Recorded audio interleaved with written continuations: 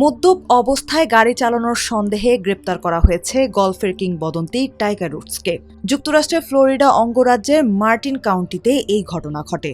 এই তথ্য জানিয়েছে ফ্লোরিডা বা মিনেসোটা অঙ্গরাজ্যের মার্টিন কাউন্টিতে আইন প্রয়োগকারী প্রধান সংস্থা Martin County Sheriff. Martin County Sheriff John Biden সিয়েক বলেন, ২৭ মার্চ স্থানীয় সময় দুপুরের দিকে সাউথ বিচ রোডে নিজের ল্যান্ড রোভার গাড়ি চালাচ্ছিলেন উডস। এ সময় একটি ধীরগতির ট্রাককে ওভারটেক করতে গিয়ে গাড়ির নিয়ন্ত্রণ হারান তিনি। ট্রাকটির পেছনে ধাক্কা লেগে উডসের গাড়ি উল্টে যায় এবং রাস্তার উপর ঘষা খেতে খেতে কিছু দূর গিয়ে থামে। পরে তিনি নিজেই গাড়ি থেকে বেরিয়ে আসেন। এই ঘটনায় কেউ আহত হননি। স্থানীয় পুলিশ জানিয়েছে, দুর্ঘটনার পর উডসের মধ্যে মাদকাসক্তির লক্ষণ দেখা গেছে। ১৫ বারের মেজর চ্যাম্পিয়ন ৫০ বছর বয়সী উডসের বিরুদ্ধে মদ্যপ অবস্থায় গাড়ি চালানো, সম্পত্তির ক্ষতি এবং আইনানুগ পরীক্ষার অংশ নিতে অস্বীকৃতির অভিযোগ আনা হয়েছে।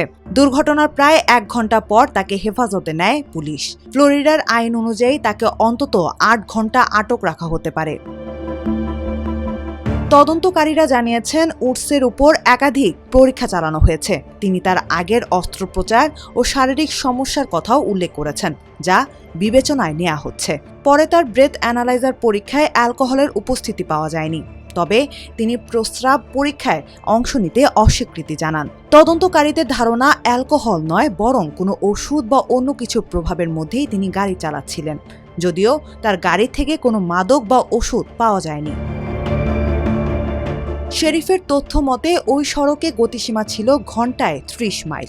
উডস কত গতিতে গাড়ি চালাচ্ছিলেন তা নিশ্চিত হওয়া যায়নি। তবে দুর্ঘটনার চিত্র দেখে ধারণা করা হচ্ছে গাড়িটি বেশ দূর পর্যন্ত পিছলে গেছে। এই ঘটনায় দুঃখ প্রকাশ করেছেন মার্কিন প্রেসিডেন্ট ডোনাল্ড ট্রাম্প।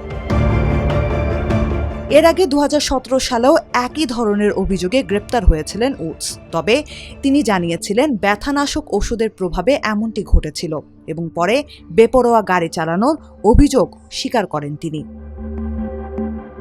২০২১ সালে লস অ্যাঞ্জেলসে এক ভয়াবহ সড়ক দুর্ঘটনায় উডস গুরুতর আহত হন এবং দীর্ঘ অস্ত্রোপচারের মধ্য দিয়ে যেতে হয় তাকে। এরপর থেকে তিনি নানা শারীরিক সমস্যায় ভুগছিলেন।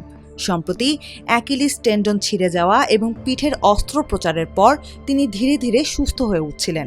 দীর্ঘদিন প্রতিযোগিতার বাইরে থাকলেও বর্তমানে পিজিএ ট্যুরের ফিউচার কম্পিটিশন কমিটির চেয়ারম্যান হিসেবে দায়িত্ব পালন করছেন তিনি।